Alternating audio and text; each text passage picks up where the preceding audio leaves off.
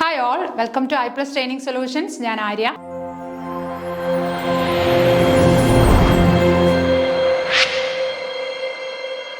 അപ്പോൾ നമ്മൾ SCERT text ആയിരുന്നു ഡിസ്കസ് ചെയ്തുകൊണ്ടിരുന്നത്. അപ്പോൾ ഇന്ന് നമ്മൾ പറയാനായിട്ട് പോകുന്നത് SCERT ടെക്സ്റ്റിലെ 6ാം ക്ലാസ്സിലെ സാമൂഹ്യ പാഠം പുസ്തകം സോഷ്യൽ സയൻസിൻ്റെ 6ാമത്തെ ചാപ്റ്ററാണ് നമ്മൾ ഈ ഒരു ക്ലാസ്സിൽ ഡിസ്കസ് ചെയ്യാനായിട്ട് പോകുന്നത്. നമ്മൾ പഠിക്കാൻ പോകുന്ന പാഠഭാഗത്തിൻ്റെ പേര് വൈവിധ്യങ്ങളുടെ ലോകം എന്ന് പറയുന്ന ഒരു പാഠമാണ്. അത്യാവശ്യം കുറച്ച് കാര്യങ്ങൾ പഠിക്കാൻ ഉണ്ട്. അതായത് ഭൂമിയിലെ ഭൂമധ്യരേഖയുമായിട്ട് ബന്ധപ്പെട്ടതും അതേപോലെ തന്നെ പിന്നീട് കാലാവസ്ഥ അങ്ങനെയുള്ള കുറച്ച് സിമ്പിളായിട്ടുള്ള കാര്യങ്ങൾ മാത്രമാണ് നമുക്ക് ഈ ഒരു ക്ലാസ്സിൽ ചർച്ച ചെയ്യാനായിട്ടുള്ളത്. അപ്പോൾ നമുക്ക് സമയം കളയാതെ തന്നെ നമ്മുടെ ക്ലാസ്സിലേക്ക് പോകാം. വൈവിധ്യങ്ങളുടെ ലോകം. ഓക്കെ, കാലാവസ്ഥാ സവിശേഷതകളിൽ ഏറെക്കുറെ സമാനതകൾ പുലർത്തുന്ന ഭൂഭാഗങ്ങൾ അറിയപ്പെടുന്നത് കാലാവസ്ഥാ മേഖലകൾ. അപ്പോൾ ഒരേ കാലാവസ്ഥ, ഏകദേശം ഒരേപോലെ വരുന്ന കാലാവസ്ഥയുള്ള പ്രദേശങ്ങളെല്ലാം കൂടെ ഒരുമിച്ച് നമുക്ക് എന്ത് പേര് പറയാം? കാലാവസ്ഥാ മേഖലകൾ എന്ന് പറയാം. എന്ത് പറയാം? കാലാവസ്ഥാ മേഖലകൾ. കാലാവസ്ഥാ സവിശേഷതകളിൽ ഏറെക്കുറെ സമാനതകൾ, എല്ലാം ഒരേപോലെ ആവണമെന്നില്ല, പക്ഷെ അതിൻ്റെ സവിശേഷത, അതായത് ഇപ്പം മഴ ലഭിക്കുന്ന സ്ഥലം അല്ലെങ്കിൽ ഒരേപോലെ മഴ ലഭിക്കുന്ന സ്ഥലം അല്ലെങ്കിൽ ഒരേപോലെ തണുപ്പ് ലഭിക്കുന്നത്, ചൂട് കൂടുതലുള്ള സ്ഥലം, അപ്പം അങ്ങനെ കാലാവസ്ഥയിൽ ഏകദേശം ഒരേപോലെ സവിശേഷത പുലർത്തുന്ന സ്ഥലങ്ങളെ എല്ലാം കൂടി ചേർത്തിട്ട് നമുക്ക് എന്ത് പറയാം? കാലാവസ്ഥാ മേഖലകൾ അല്ലെങ്കിൽ ക്ലൈമാറ്റിക് റീജിയൻസ് എന്ന് പറയാം. കാലാവസ്ഥാ മേഖലകൾ അല്ലെങ്കിൽ ക്ലൈമാറ്റിക് റീജിയൻസ്. നോക്കിക്കേ, പിഗ്മികളുടെ മുഖ്യ ആദിവാസ മേഖല അധിവാസ മേഖലയാണ്. ഇവിടെ ആദിവാസം എന്നാണ് കൊടുത്തിരിക്കുന്നത്. അധിവാസ മേഖലയാണ്. അധിവാസ മേഖല ആഫ്രിക്കയിലെ കോങ്കോ നദീതടം. ഓക്കെ, അപ്പോൾ പിഗ്മികൾ നമുക്കറിയാം, ഹൈറ്റ് കുറഞ്ഞ ആൾക്കാരാണ് പിഗ്മികൾ എന്ന് പറയുന്നത്, അല്ലെ? കുള്ളന്മാരല്ലേ, ചെറിയ ഹൈറ്റ് കുറഞ്ഞ ഒരു കൂട്ടം ജനത, അവരെയാണ് നമ്മൾ പിഗ്മികൾ എന്ന് പറയുന്നത്. അപ്പോൾ ഈ പിഗ്മികളുടെ പ്രധാന അധിവാസ കേന്ദ്രം എന്ന് പറയുന്നത് ആഫ്രിക്കയിലെ കോങ്കോ നദീതടം. നമ്മൾ എന്താണ് കോണ്ടിനെന്റ്സ് വൻകര പഠിച്ചപ്പോൾ ആഫ്രിക്കയെക്കുറിച്ച് വിശാലമായിട്ട് പഠിച്ചായിരുന്നു. അപ്പോൾ അതിലെ പ്രധാനപ്പെട്ട ഒരു നദിയാണ് കോങ്കോ നദി എന്ന് പറഞ്ഞിരുന്നത്, അല്ലേ? അപ്പോൾ ഈ കോങ്കോ നദീതടത്തിലാണ് പിഗ്മികളുടെ പ്രധാന അധിവാസ കേന്ദ്രം എന്ന് പറയുന്നത്.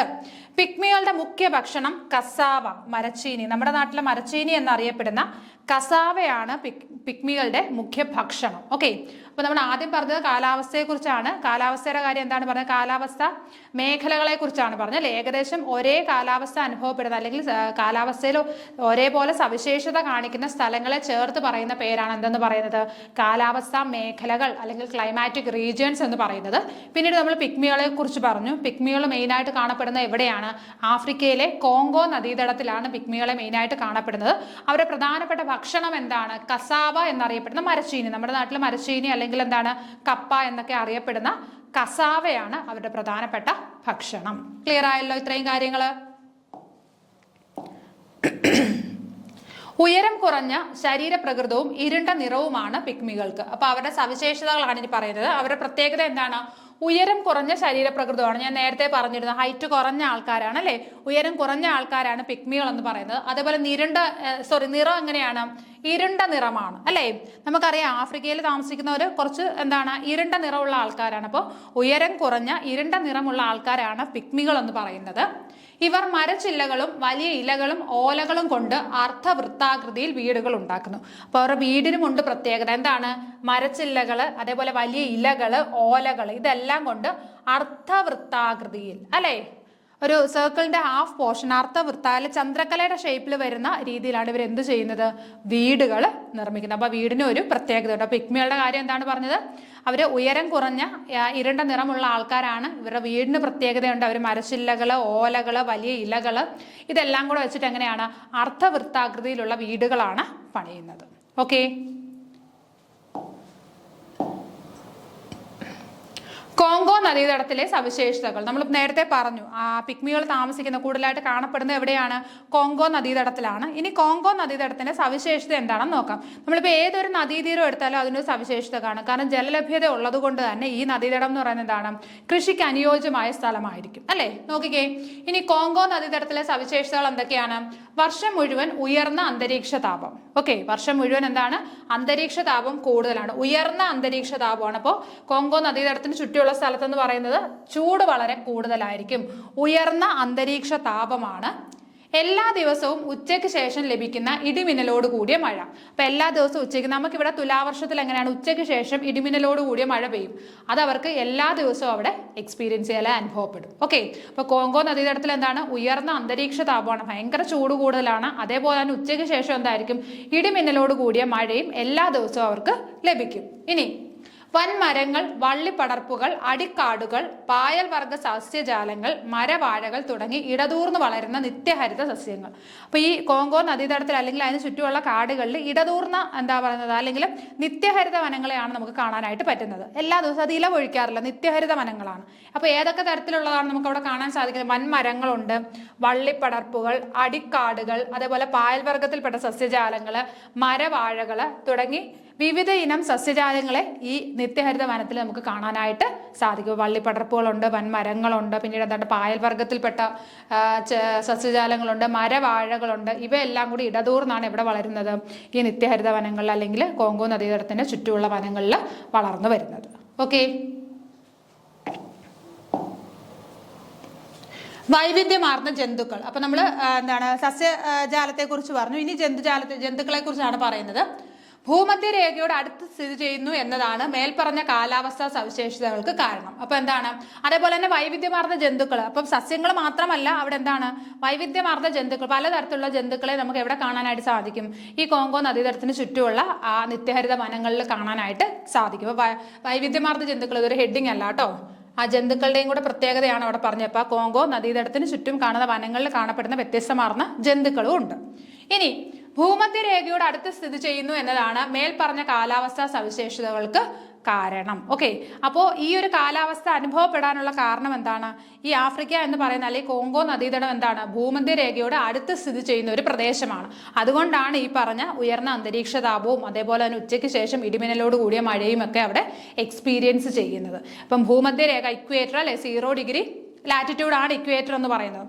അപ്പോൾ ആ 0° ഭൂമധ്യരേഖയോട് അടുത്ത് സ്ഥിതി ചെയ്യുന്ന പ്രദേശമാണ് ആഫ്രിക്ക. അല്ലെങ്കിൽ നമ്മൾ പറഞ്ഞിട്ടുണ്ട് ഇക്വേറ്റർ എന്താണ്, ആഫ്രിക്കയെ രണ്ടായിട്ട് ഡിവൈഡ് ചെയ്യും. ആഫ്രിക്ക എന്ന് പറയുന്ന ആ ഒരു വൻകരയെ ഈക്വലായിട്ട് ഡിവൈഡ് ചെയ്യുന്ന എന്താണ്, ഇക്വേറ്റർ ആണ്, ഭൂമധ്യരേഖയാണെന്ന് പറഞ്ഞു. ഇപ്പം ഭൂമധ്യരേഖയോട് അടുത്ത് സ്ഥിതി ചെയ്യുകയാണ് എന്തെന്ന് പറഞ്ഞ് കോങ്കോ നദീതടം. അതുകൊണ്ട് തന്നെ അവിടുത്തെ അന്തരീക്ഷ താപം എങ്ങനെയാണ്, ഉയർന്ന അന്തരീക്ഷ താപമാണ്. അതേപോലെ ഉച്ചയ്ക്ക് ശേഷം ഇടിമിന്നലോട് കൂടിയ മഴയും അവിടെ ഉണ്ടാവാറുണ്ട്.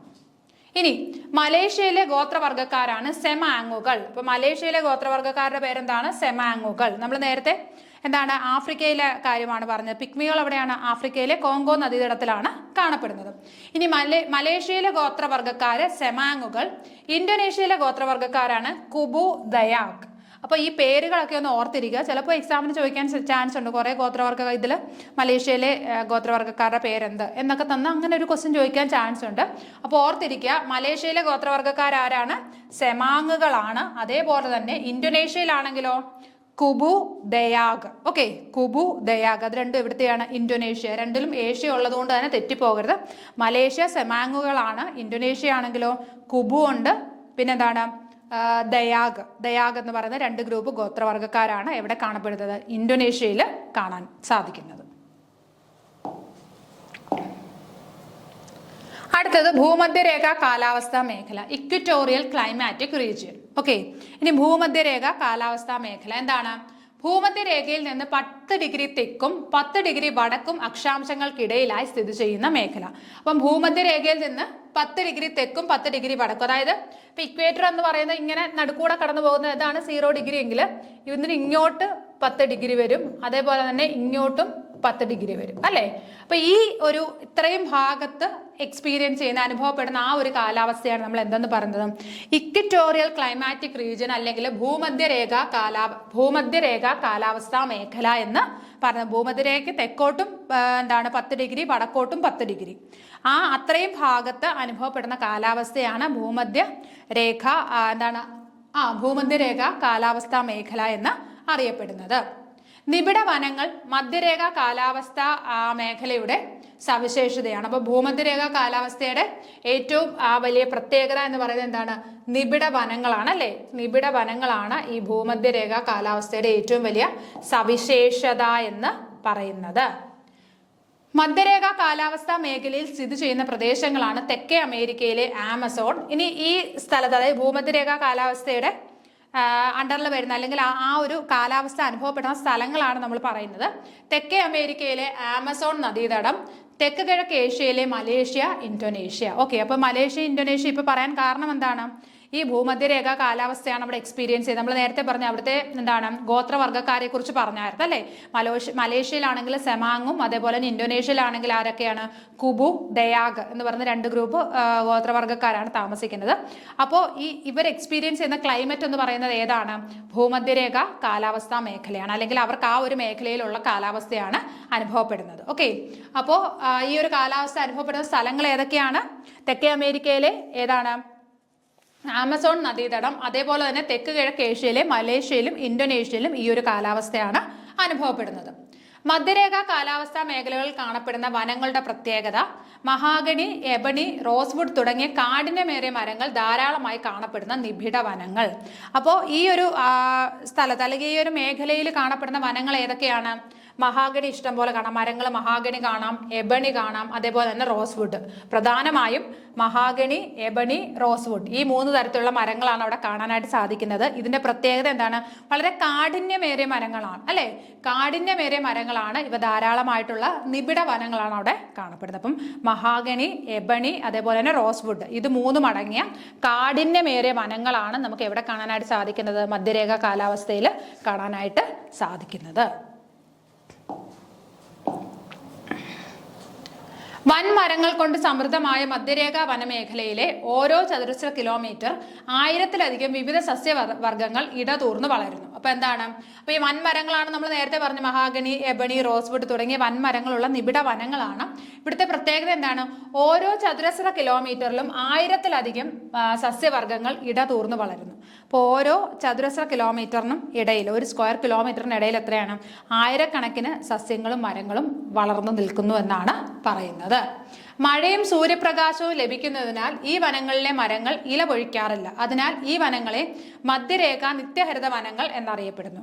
അപ്പോൾ ആവശ്യത്തിന് മഴയും ഉണ്ട്, നല്ല സൂര്യപ്രകാശവും ലഭിക്കുന്നുണ്ട്. ഈ 2 കാരണങ്ങൾ കൊണ്ട് തന്നെ എന്താണ് ഇവിടുത്തെ മരങ്ങൾ എന്താണ്? ഇല പൊഴിക്കാറില്ല അല്ലെ? ഇലപൊഴിയും കാടുകളൊന്നും ഇവിടെ തന്നെ ഇല്ല. എന്താണ് ഇവിടുത്തെ പ്രത്യേകത? എന്താണ്? നിത്യഹരിത വനങ്ങളാണ് എവിടെ കാണപ്പെടുന്നത്? ഈ മധ്യരേഖ കാലാവസ്ഥ ഉള്ള സ്ഥലങ്ങൾ, അനുഭവപ്പെടുന്ന സ്ഥലങ്ങളിൽ കാണപ്പെടുന്ന വനങ്ങൾ എന്ന് പറയുന്നത് നിത്യഹരിത വനങ്ങളായിരിക്കും. അതിന് കാരണം എന്താണ്? ഇവിടെ ആവശ്യത്തിന് മഴ ലഭിക്കുന്നുണ്ട്, അതേപോലെ തന്നെ സൂര്യപ്രകാശവും ലഭിക്കുന്നുണ്ട്. ഈ 2 കാരണത്താൽ തന്നെ ഇവിടുത്തെ മരങ്ങൾ എന്ത് ചെയ്യുന്നില്ല? ഇല പൊഴിക്കുന്നില്ല. അതുകൊണ്ട് തന്നെ ഇവിടെ എന്താണ്? നിത്യഹരിത വനങ്ങളാണ് കാണാൻ സാധിക്കുന്നത്.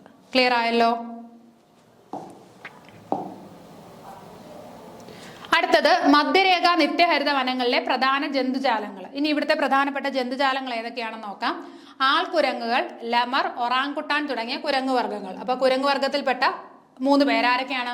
ആൾക്കുരങ്ങുകളെ കാണാം, ലെമർ ഉണ്ട്, അതേപോലെ തന്നെ ഒറാങ്കുട്ടാൻ തുടങ്ങിയ കുരങ്ങു വർഗ്ഗങ്ങൾ. മരങ്ങളിൽ നിന്ന് മരങ്ങളിലേക്ക് സഞ്ചരിക്കുന്ന ഇഴജന്തുക്കൾ, ഒരു മരത്തിൽ നിന്ന് മറ്റൊരു മരത്തിലേക്ക് സഞ്ചരിക്കുന്ന പലതരത്തിലുള്ള ഇഴജന്തുക്കളുണ്ട്. പക്ഷിവർഗത്തിൽപ്പെട്ട തത്ത, വേഴാമ്പൽ. പക്ഷികളിൽ ആരൊക്കെയാണ് കൂടുതലായിട്ട് കാണപ്പെടുന്നത്? തത്തയും വേഴാമ്പലുമാണ്. വെള്ളക്കെട്ടുകളിൽ ജീവിക്കുന്ന ചീങ്കണ്ണി, നീർക്കുതിര എന്നിവ. അതുപോലെ തന്നെ വെള്ളക്കെട്ടുകളിലാണ് ചീങ്കണ്ണിയും നീർക്കുതിരയൊക്കെ കാണാനായിട്ട് സാധിക്കും. അപ്പോൾ മധ്യരേഖ നിത്യഹരിത വനങ്ങളിലെ ജന്തുജാലങ്ങളുടെ കാര്യമാണ് പറഞ്ഞത്. കുരങ്ങു വർഗത്തിൽപ്പെട്ട ആൾക്കുരങ്ങുണ്ട്, ലെമറുണ്ട്, ഒറാങ്കുട്ടാനുണ്ട്. പിന്നെന്താണ്? മരങ്ങളിൽ നിന്ന് മരങ്ങളിലേക്ക് ഇഴഞ്ഞു പോകുന്ന ഇഴജന്തുക്കളുണ്ട് അല്ലെ? മരങ്ങളിൽ നിന്ന് മരങ്ങളിലേക്ക് സഞ്ചരിക്കുന്ന ഇഴജന്തുക്കൾ. പിന്നെ പക്ഷിവർഗത്തിൽപ്പെട്ടവരാരൊക്കെയാണ്? തത്തയും വേഴാമ്പലുമാണ്. പിന്നെ വെള്ളക്കെട്ടിൽ കാണുന്ന നീർക്കുതിരയും അതേപോലെ തന്നെ ചീങ്കണിയും. ഇത്രയുമാണ് പ്രധാനമായിട്ട് നമുക്ക് എവിടെ കാണാനായിട്ട് സാധിക്കുന്നത്? മധ്യരേഖ നിത്യഹരിത വനങ്ങളിൽ കാണാനായിട്ട് സാധിക്കുന്ന ജന്തുജാലങ്ങൾ. മധ്യരേഖ കാലാവസ്ഥാ മേഖലയിലെ കൃഷി, ഖനനം, വ്യവസായം എന്നീ പ്രവർത്തനങ്ങൾ കാര്യക്ഷമമായി നടക്കുന്ന പ്രദേശങ്ങളാണ് ബ്രസീൽ, മലേഷ്യ, ഇന്തോനേഷ്യ. അപ്പോൾ ഈ മധ്യരേഖ കാലാവസ്ഥ എക്സ്പീരിയൻസ് ചെയ്യുന്ന സ്ഥലങ്ങളിൽ പ്രധാനമായിട്ട് കൃഷി, ഖനനം, അതേപോലെ വ്യവസായം. എന്തൊക്കെയാണ്? കൃഷി, ഖനനം, വ്യവസായം. ഈ 3 കാര്യങ്ങളും കാര്യക്ഷമമായിട്ട് നടക്കുന്ന 3 പ്രദേശങ്ങളാണ്. 1 ബ്രസീൽ, 2 മലേഷ്യ, 3 ഏതാണ്? ഇന്തോനേഷ്യ. അപ്പോൾ ഇവിടെ പ്രധാനമായിട്ട് എന്തൊക്കെയാണ്? കൃഷി നല്ല രീതിയിൽ നടക്കുന്നുണ്ട്, വ്യവസായം നടക്കുന്നുണ്ട്, അതോടൊപ്പം തന്നെ ഖനനവും നല്ല രീതിയിൽ നടക്കുന്ന മധ്യരേഖ കാലാവസ്ഥ അനുഭവപ്പെടുന്ന സ്ഥലങ്ങളാണ് ബ്രസീൽ, മലേഷ്യ, ഇന്തോനേഷ്യ. ക്ലിയർ ആയല്ലോ? ലോകത്തിലെ ഏറ്റവും വിശാലവും ജൈവ വൈവിധ്യ സമ്പന്നവുമായ മഴക്കാടുകൾ സ്ഥിതി ചെയ്യുന്ന പ്രദേശമാണ് ആമസോൺ നദീതടം. അപ്പൊ ലോകത്തിലെ ഏറ്റവും വിശാലവും അതേപോലെ തന്നെ എന്താണ് ജൈവ വൈവിധ്യ സമ്പന്നവുമായ മഴക്കാടുകൾ സ്ഥിതി ചെയ്യുന്ന പ്രദേശം ഏതാണ്? ആമസോൺ മഴക്കാടുകൾ. ഓർക്കുക, ആമസോൺ എവിടെയാണ് സ്ഥിതി ചെയ്യുന്നത്? തെക്കേ അമേരിക്കയിലാണ് ആമസോൺ നദി അല്ലെങ്കിൽ ആമസോൺ മഴക്കാടുകൾ കാണാനായിട്ട് സാധിക്കുന്നത്. അപ്പം ആ കോണ്ടിനെന്റിന്റെ പേരുകൂടി ഓർത്തിരിക്കുക, തെക്കേ അമേരിക്ക. അപ്പൊ ലോകത്തെ ഏറ്റവും വിശാലമായതും ജൈവ വൈവിധ്യ സമ്പന്നവുമായ മഴക്കാടുകൾ, ഓക്കെ, റെയിൻ ഫോറസ്റ്റ് കാണപ്പെടുന്നത് എവിടെയാണ്? ആമസോണിലാണ്. ഓക്കെ, അപ്പൊ ലോകത്തെ ഏറ്റവും വിശാലമായതും ജൈവ വൈവിധ്യ സമ്പന്നവുമായ മഴക്കാടുകൾ കാണപ്പെടുന്നത് എവിടെയാണ്? ആമസോണിലാണ്. ആമസോൺ സ്ഥിതി ചെയ്യുന്ന ഏത് കോണ്ടിനെന്റിലാണ്? തെക്കേ അമേരിക്കയാണ്. വൻകര എന്ന് പറയുന്നത് തെക്കേ അമേരിക്ക. ക്ലിയർ ആയല്ലോ ഇത്രയും കാര്യങ്ങള്? അടുത്തത്, ഉയർന്ന പകൽ ചൂടും ധാരാളമായി ലഭിക്കുന്ന മഴയുമാണ് ആമസോണിലെ ജൈവ വൈവിധ്യത്തിന് കാരണം. അപ്പൊ ആമസോണിൽ ഈ ജൈവ വൈവിധ്യം, ഈ ഒരു ബയോഡൈവേഴ്സിറ്റി എക്സ്പീരിയൻസ് ചെയ്യാൻ കാരണം എന്താണ്? ഉയർന്ന പകൽ ചൂട്. പകൽ സമയത്ത് എന്താണ്? നല്ല ചൂടാണ് അനുഭവപ്പെടുന്നത്. അതേപോലെ തന്നെ ധാരാളമായി ലഭിക്കുന്ന മഴ. അപ്പൊ പകൽ സമയത്തെ ഉയർന്ന ചൂടും അതേപോലെ ധാരാളമായിട്ട് ലഭിക്കുന്ന മഴയുമാണ് ആമസോൺ നദീതടത്തിൽ അല്ലെ ആമസോൺ റെയിൻ ഫോറസ്റ്റിൽ അല്ലെ ആമസോൺ എന്താണ് ആമസോണിൽ കാണപ്പെടുന്ന ഈ ഒരു ജൈവ വൈവിധ്യത്തിന് കാരണം എന്താണ്? പകൽ സമയത്ത് അനുഭവപ്പെടുന്ന ഉയർന്ന താപനിലയും അതേപോലെ തന്നെ എന്താണ് ധാരാളമായിട്ട് ലഭിക്കുന്ന മഴയുമാണ്. ഈ രണ്ട് കാരണങ്ങൾ കൊണ്ടാണ് ആമസോണിൽ ഇത്രയധികം ജൈവ വൈവിധ്യങ്ങൾ നിലനിൽക്കുന്നത്. ഓക്കെ, വളരെ ഉയരമുള്ള കാഠിന്യമേറിയ മരങ്ങൾ മുതൽ പായൽ വർഗ്ഗങ്ങൾ വരെ നീളുന്ന എണ്ണിയാൽ ഒടുങ്ങാത്ത സസ്യവർഗ്ഗങ്ങളും നിരവധി സൂക്ഷ്മജീവികൾ, ഷഡ്പദങ്ങൾ, കുരങ്ങുകൾ, ഉഭയജീവികൾ, ഉരകങ്ങൾ, പക്ഷികൾ തുടങ്ങിയവയും കാണപ്പെടുന്നു. അപ്പം ആമസോൺ നദീതടം അല്ലെ ആമസോൺ റെയിൻ ഫോറസ്റ്റിൽ കാണപ്പെടുന്ന എന്തൊക്കെയാണെന്ന് നോക്കിക്കേ. വളരെ ഉയരമുള്ള കാഠിന്യമേറിയ മരങ്ങൾ മുതൽ പായൽ വർഗ്ഗങ്ങൾ വരെ നീളുന്ന എണ്ണിയാൽ ഒടുങ്ങാത്ത സസ്യവർഗ്ഗങ്ങൾ. അപ്പം വളരെ കാഠിന്യമേറിയ വൻ മരങ്ങൾ മുതൽ പായൽ വർഗ്ഗങ്ങൾ ഉൾപ്പെടുന്ന വളരെ ചെറിയ സസ്യങ്ങൾ വരെ എവിടെ കാണാനായിട്ട് സാധിക്കും? ആമസോൺ മഴക്കാടുകളിൽ കാണാനായിട്ട് സാധിക്കും. അത് കൂടാതെ തന്നെ സസ്യജാലങ്ങൾ കൂടാതെ ജന്തുക്കളുടെ കാര്യം പറയുകയാണെങ്കിൽ എന്തൊക്കെയാണ്? സൂക്ഷ്മജീവികളുണ്ട്, ഷഡ്പദങ്ങൾ, കുരങ്ങുകൾ, ഉഭയജീവികൾ, ഉരകങ്ങൾ, പക്ഷികൾ തുടങ്ങിയവയും കാണപ്പെടുന്നു. അപ്പൊ സൂക്ഷ്മജീവികൾ മുതൽ പക്ഷികൾ ഉൾപ്പെടെ പലതരത്തിലുള്ള ജീവികളെ എവിടെ കാണാനായിട്ട് സാധിക്കും?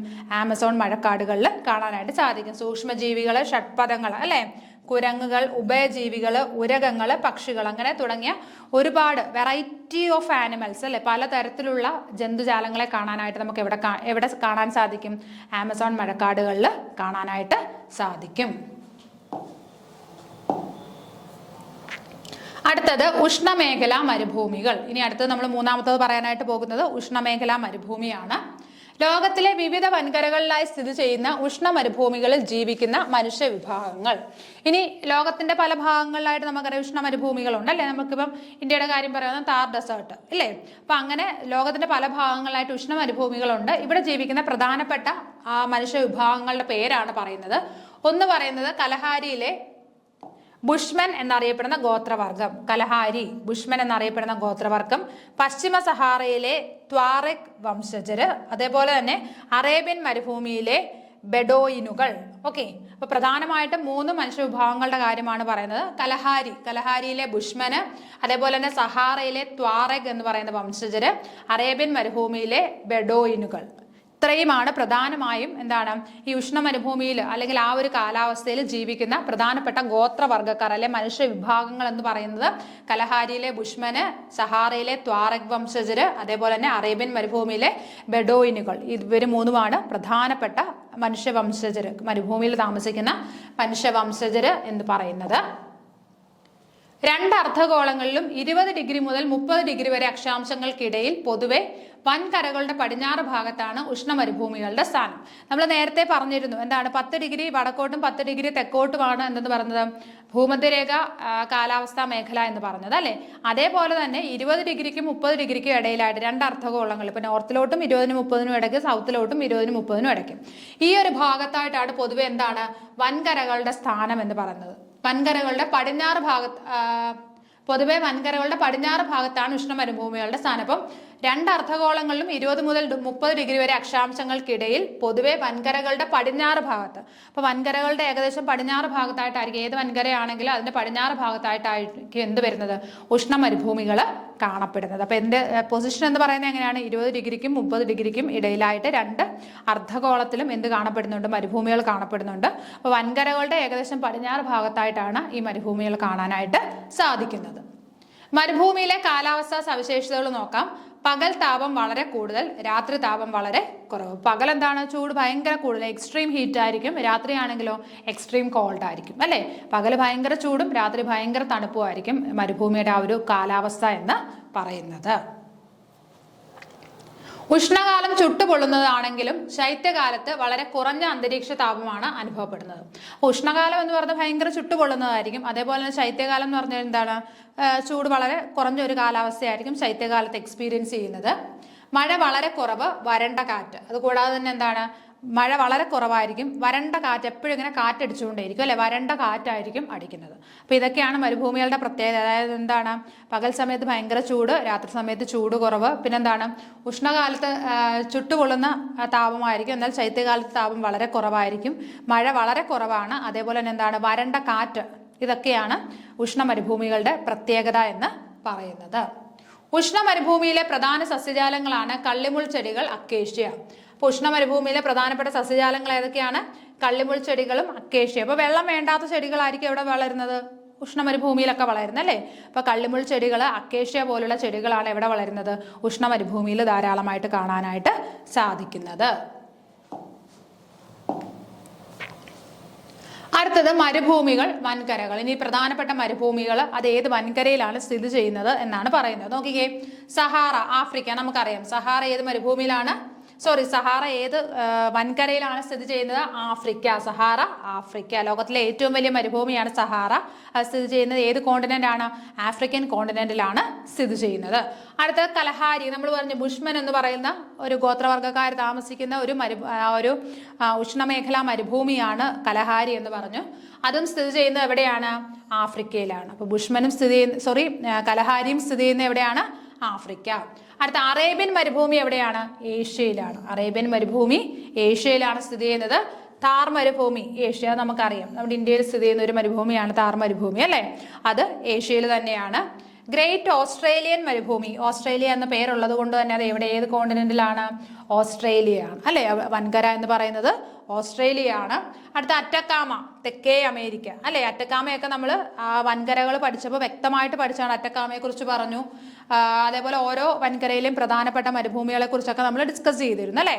അപ്പൊ അറ്റക്കാമ എവിടെയാണ്? തെക്കേ അമേരിക്കയാണ്. മൊഹേവ് എവിടെയാണ്? വടക്കേ അമേരിക്ക. ഓക്കെ. പ്രധാനപ്പെട്ട മരുഭൂമികൾ സഹാറയും കലഹാരിയും എവിടെയാണ്? ആഫ്രിക്കയാണ്. പിന്നീട് അറേബ്യൻ മരുഭൂമിയും താർ മരുഭൂമിയും ഏഷ്യയിലാണ്. ഗ്രേറ്റ് ഓസ്ട്രേലിയൻ മരുഭൂമി എവിടെയാണ്? ഓസ്ട്രേലിയ. പിന്നീട് അറ്റക്കാമ തെക്കേ അമേരിക്ക, മൊഹേവ് എന്ന് പറയുന്നത് വടക്കേ അമേരിക്കയിലാണ് സ്ഥിതി ചെയ്യുന്നത്. ക്ലിയർ ആയല്ലോ? ഉഷ്ണമരുഭൂമിയിലെ സാഹചര്യങ്ങളിൽ ജീവിക്കാൻ ഉതകുന്ന അനുകൂലനങ്ങളുള്ള പ്രധാന ജന്തുവർഗ്ഗങ്ങളാണ് ഒട്ടകം, കഴുത, കുതിര, കുറുക്കൻ, പാമ്പ് വർഗ്ഗങ്ങൾ, തേൾ, പല്ലി വർഗ്ഗങ്ങൾ. ഓക്കെ. അപ്പൊ ഈ ഉഷ്ണമേഖലാ മരുഭൂമിയിൽ ജീവിക്കാൻ ഉതകുന്ന എന്താ പറയുന്നത്? അനുകൂലനങ്ങളുള്ള പ്രധാനപ്പെട്ട ജന്തുവർഗ്ഗങ്ങളെയാണ് നമ്മളിവിടെ പറഞ്ഞത്. ഒട്ടകം നമുക്കറിയാം, വെള്ളമില്ലാതെയും ജീവിക്കാൻ കഴിയും. പിന്നീട് കഴുത, കുതിര, കുറുക്കൻ, പാമ്പ് വർഗ്ഗങ്ങൾ, തേള്, പല്ലി, ഇതെല്ലാം എന്താണ്? ഈ പറയുന്ന ഉഷ്ണമരുഭൂമിയിൽ ജീവിക്കാൻ ഉതകുന്ന അനുകൂലനങ്ങളുള്ള, അതിനുള്ള സ്പെഷ്യൽ അഡാപ്റ്റേഷൻസ് ഉള്ള ജീവികളുടെ എക്സാമ്പിൾ ആണ് പറഞ്ഞത്. ഒട്ടകം, കഴുത, കുതിര, അതേപോലെ തന്നെ കുറുക്കന്, പാമ്പ് വർഗ്ഗങ്ങൾ, പല്ലി, തേള്, ഇവയ്ക്കെല്ലാം എന്താണ്? സ്പെഷ്യൽ അഡാപ്റ്റേഷൻ ഉണ്ട്. ഇവയ്ക്ക് എന്താണ്? വെള്ളമില്ലെങ്കിലും ജീവിക്കുക, അല്ലെങ്കിൽ എന്താണ് ഈ പറയുന്ന ഉഷ്ണമരുഭൂമിയിൽ ജീവിക്കാൻ പറ്റിയ അനുകൂലനങ്ങളുള്ള ജീവികളാണ്. ഓക്കെ. വേട്ടയാടലും കന്നുകാലി വളർത്തലുമാണ് ഉഷ്ണമരുഭൂമികളിലെ ഗോത്രവർഗ വിഭാഗങ്ങളുടെ പ്രധാന ജീവിതോപാധി. അപ്പോൾ ഇവരുടെ പ്രധാന, അല്ലെങ്കിൽ ഉഷ്ണമരുഭൂമിയിലെ ആൾക്കാരുടെ പ്രധാന ജീവിതോപാധി എന്ന് പറയുന്നത് എന്തൊക്കെയാണ്? രണ്ട് കാര്യങ്ങളാണ്. വേട്ടയാടുക, അതേപോലെ തന്നെ കന്നുകാലി വളർത്തൽ. ഓക്കെ. ഇത് രണ്ടുമാണ് ഇവരുടെ പ്രധാനപ്പെട്ട ജീവിതോപാധി എന്ന് പറയുന്നത്. അപ്പോൾ മൃഗങ്ങളെ വേട്ടയാടി പിടിക്കും, അതേപോലെ എന്താണ്? കന്നുകാലികളെ വളർത്തിയുമാണ് ഈ ഉഷ്ണമരുഭൂമിയിലുള്ള ഗോത്രവർഗ്ഗക്കാർ ജീവിക്കുന്നത്. അവരുടെ പ്രധാനപ്പെട്ട ജീവിതോപാധി എന്ന് പറയുന്നത് ഇതൊക്കെയാണ്. മാംസം, പാൽ, തിനവിളകൾ, ഈന്തപ്പഴം തുടങ്ങിയവയാണ് ഇവരുടെ പ്രധാന ഭക്ഷണം. അപ്പോൾ ഇവരുടെ പ്രധാനപ്പെട്ട ഭക്ഷണങ്ങൾ ഏതൊക്കെയാണ്? മാംസം കഴിക്കും, പാല്, തിനവിളകൾ, ഈന്തപ്പഴം, ഇവയൊക്കെയാണ് പ്രധാന ഭക്ഷണം. ഈന്തപ്പഴം എന്ന് പറഞ്ഞാൽ മരുഭൂമിയിൽ വളരുന്ന ഒരു മരമാണ് ഈന്തപ്പന എന്ന് പറയുന്നത്. അപ്പോൾ ഈന്തപ്പഴം ധാരാളമായിട്ട് കഴിക്കും. അതേപോലെ തന്നെ എന്താണ്? മാംസം, പാല്, തിനവിളകൾ, ഇതൊക്കെയാണ് ഈ ഉഷ്ണമേഖലാ മരുഭൂമിയിൽ താമസിക്കുന്ന ആൾക്കാരുടെ പ്രധാനപ്പെട്ട എന്താണ് ഭക്ഷണമെന്ന് പറയുന്നത്. ഉഷ്ണരേഖാ മരുഭൂമിയിൽ ധാതു നിക്ഷേപങ്ങളാൽ സമ്പന്നം. അപ്പൊ ഈ ഉഷ്ണമേഖലാ മരുഭൂമി എന്ന് പറയുന്നത് എന്താണ്? ധാതു നിക്ഷേപങ്ങളാൽ സമ്പന്നമാണ് ഈ മരുഭൂമികൾ എന്ന് പറയുന്നത്. മരുഭൂമി നിവാസികൾ പൊതുവെ ഇളം നിറത്തിലുള്ള അയഞ്ഞ വസ്ത്രങ്ങളാണ് ധരിക്കുക.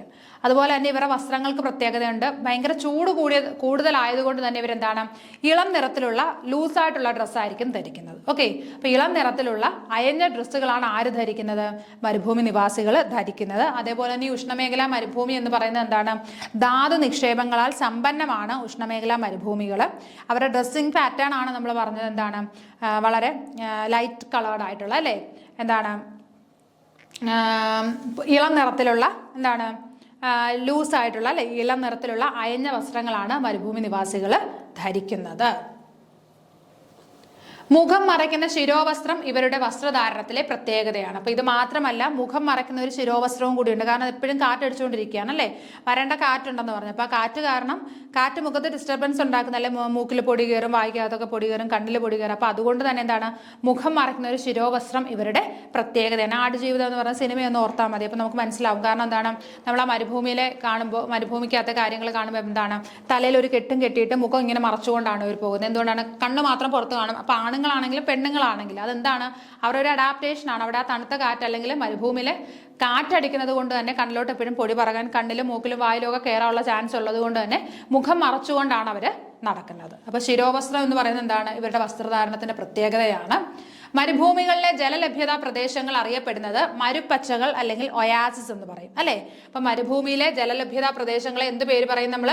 ഒയാസിസ് എന്ന് പറയും, മരുപ്പച്ചകൾ. ഓക്കെ, നമ്മളിപ്പോൾ റോഡിൽ കൂടി വണ്ടിയിലൊക്കെ പോകുമ്പോൾ റോഡിൽ ഇങ്ങനെ വെള്ളം കിടക്കുന്നതായിട്ട് തോന്നും. അതിനെ നമ്മൾ എന്ത് പേര് പറയും? മിറാഷ് എന്ന് പറയും അല്ലേ.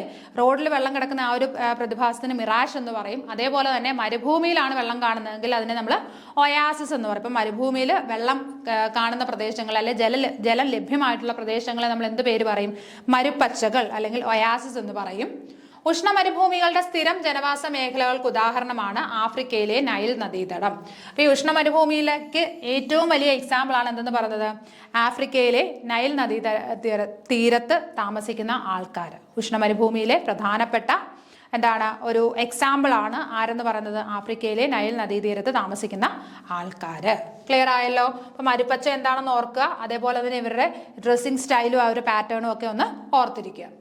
നൈൽ നദീതടത്തിലെ മുഖ്യ മനുഷ്യപ്രവർത്തനങ്ങൾ കൃഷി, കന്നുകാലി വളർത്തൽ. അപ്പൊ നമ്മൾ നേരത്തെ പറഞ്ഞു ഈ ഉഷ്ണമരുഭൂമിയിൽ ആൾക്കാർ ജീവിക്കുന്ന അവരുടെ ജീവിതോപാധി എന്ന് പറയുന്നത് എന്താണ്? കൃഷിയില്ല, കന്നുകാലി വളർത്തലും വേട്ടയാടലുമാണ്. എന്നാൽ നദീതീരം ആയതുകൊണ്ട് തന്നെ കൃഷി ചെയ്യാൻ അനുകൂലമായ കാലാവസ്ഥ ആയതുകൊണ്ട് തന്നെ നൈൽ നദീതീരത്ത് താമസിക്കുന്നവർ എന്ത് ചെയ്യുന്നുണ്ട്? കൃഷിയും ചെയ്യുന്നുണ്ട്, അതോടൊപ്പം കന്നുകാലി വളർത്തലും ഉണ്ട്. നൈലിന്റെ ദാനം എന്നറിയപ്പെടുന്നത് ഈജിപ്റ്റ്. നമ്മൾ ആ ക്ലാസ്സിൽ പഠിച്ചിരുന്നു, വൻകര എന്ന് പറയുന്ന പാഠം പഠിച്ചപ്പോൾ അതിനകത്ത് പഠിച്ചിരുന്നു. നൈലിന്റെ ദാനം നമുക്കറിയാം, ലോകത്തിലെ ഏറ്റവും നീളം കൂടിയ നദിയാണ് നൈൽ എന്ന് പറയുന്നത്. അപ്പൊ നൈലിന്റെ ദാനം എന്നറിയപ്പെടുന്ന രാജ്യമാണ് ഏത്? ഈജിപ്റ്റ് എന്ന് പറയുന്നത്.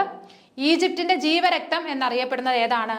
നൈലാണ്. ഓക്കെ, ഈജിപ്തിന്റെ ജീവരക്തം എന്നറിയപ്പെടുന്നത് നൈലാണ്. അപ്പൊ നൈൽ മാത്രമല്ല, ഈ നൈലിനെ കൊണ്ട് ജീവിക്കുന്ന മറ്റൊരു രാജ്യവും കൂടി ഉണ്ട്, സുഡാനും കൂടി ഉണ്ട്. ഈജിപ്റ്റ് മാത്രമല്ല സുഡാനും ഉണ്ട് കേട്ടോ. അത് നമ്മൾ ആ വൻകര എന്ന് പറഞ്ഞ ചാപ്റ്ററിൽ പഠിച്ചിട്ടുണ്ടായിരുന്നു. അപ്പൊ ഈജിപ്തും സുഡാനും നൈലിലെ ജലത്തെ ആശ്രയിച്ച് ജീവിക്കുന്ന രണ്ട് രാജ്യങ്ങളാണ് ഈജിപ്റ്റ്, സുഡാന്. എന്നാൽ നൈലിന്റെ ദാനം എന്നറിയപ്പെടുന്ന ഏത് രാജ്യമാണ്? ഈജിപ്റ്റ് ആണ്. അതേപോലെ തന്നെ എന്താണ് ഈജിപ്തിന്റെ ജീവരക്തം എന്നറിയപ്പെടുന്നത് എന്താണ്? നൈൽ നദിയാണ്. ഓക്കെ, അപ്പൊ ഇത്രയും കാര്യങ്ങളാണ് നമുക്ക് ഈ ഒരു സെഷനിൽ പറയാനായിട്ടുള്ളത്. ഇത്രയും പറഞ്ഞ കാര്യങ്ങൾ എല്ലാവർക്കും ക്ലിയർ ആയി എന്ന് വിശ്വസിക്കുന്നു. ബാലൻസുമായിട്ട് മറ്റൊരു വീഡിയോയിൽ വീണ്ടും കാണാം. Okay, thank you.